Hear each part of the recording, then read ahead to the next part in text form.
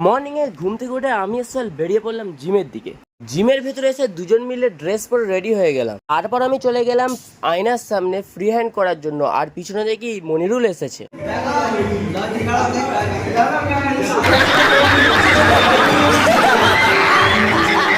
তারপর আমি লতা খেলছিলাম, লতা খেলে নিয়ে কিছুক্ষণ ওয়ার্কআউট করে বেরিয়ে পড়লাম। আমিম খেলছিল বাটার মাঠে ফুটবল, তাই ওকে নিয়ে আমরা তিনজন মিলে বেরিয়ে পড়লাম রাস্তার দিকে। বাটায় নতুন ফ্ল্যাট হচ্ছে, ওটা দেখি 28 তলার থেকে উঁচু হয়ে গেছে 30 তলা। তারপর আমরা চারজন মিলে চলে এলাম ব্যাংকের অ্যাকাউন্ট খোলার জন্য। ফাইনালি ব্যাংকের অ্যাকাউন্ট হয়ে গেল। সেই খুশিতে আমরা সবাই মিলে বেরিয়ে পড়লাম 28 তলার দিকে ঘুরতে।